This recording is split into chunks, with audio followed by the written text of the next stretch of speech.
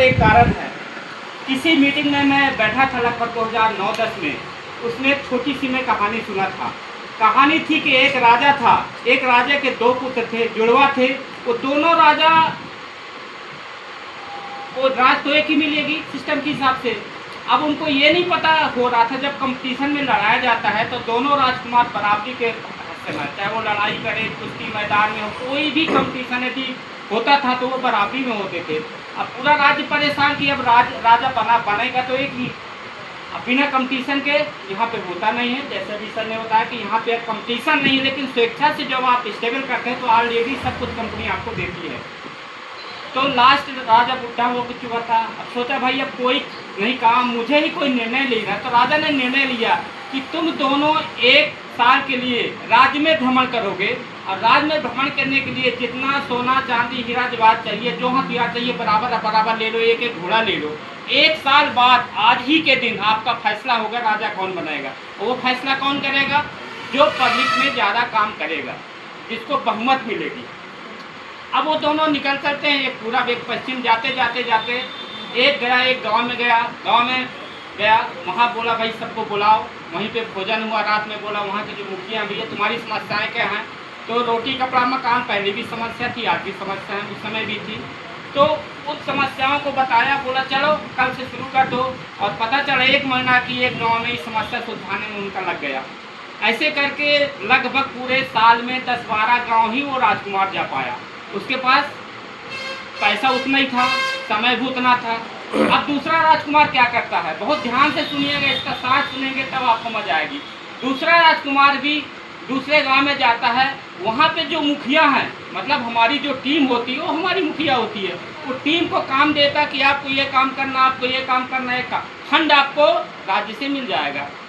मैं एक ये मुद्रा देता हूँ, जितना फंड चाहिए राज्य से मिलेगा। और मुझे 1 महीने के अंदर सारी समस्याएं, जिसकी भी घर चाहिए, बंगला चाहिए, शादी चाहिए, पढ़ाई लिखाई, जितनी भी समस्याएं होती, ऐसे करते करते एक भी ऐसा गांव नहीं मिला जो राजकुमार ने वहां की समस्याओं को सुलझाया ना।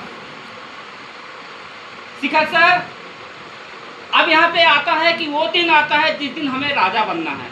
जैसे हमारी कंपनी में हम जब क्राउन जाते हैं, हमारा लक्ष्य क्या है? क्राउन जाना। मतलब कम से कम हमारे एक डेली महीना में 1 करोड़ रुपया आना चाहिए। 5 लाख तो नॉर्मल है यहाँ। 5 साल तक यदि आप इस सिस्टम में रहते हैं तो 1 लाख रुपया से 5 लाख रुपया तो गारंटी से आएगा। मैं लिख के दे सकता हूँ स्टाफ में। लेकिन अब आपको टिकना पड़ेगा, सिस्टम से रहना पड़ेगा। अब जब वो राजा का नंबर आता है तो पूरी पब्लिक राज की पता कि आज राजा हमें सुनना है, तो राजा के लिए आती है।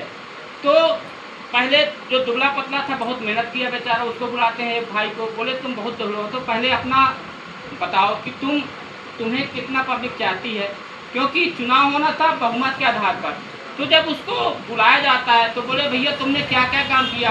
तो जितने गांव वो गया था उतनी पब्लिक उसको जानती थी। और वो जो दूसरा व्यक्ति था तो उन गाँव में भी दोबारा गया था, जो गाँव में चला। तो कुछ लोग माने 10-20% लोग जो भी थे, जहाँ जहाँ गया तो उसने हाथ उठाया। तो बोले कि भाई अभी तो मैं राजा घोषित नहीं कर सकता, क्योंकि अभी एक बाकी है।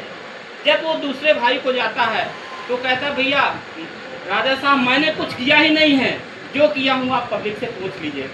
कहने का मतलब जिसका जितना बड़ा नेटवर्क उतना बड़ी उसकी सफलता। अब एक तरफ से वो हाथ, जब बहुमत हुई तो एक तरफ से पूरे जितने भी उसके राज्य में पब्लिक आई थी, एक तरफ से उसको बहुमत से राजा के लिए अलाउंस हो गया। अब जब राजा बन गया, सब कुछ हो गया, तो अब प्रश्न आता है जब राज्यसभा बैठी कि भैया तुमने ये कारनामा कैसे किया, इसका कोई कारण होना चाहिए।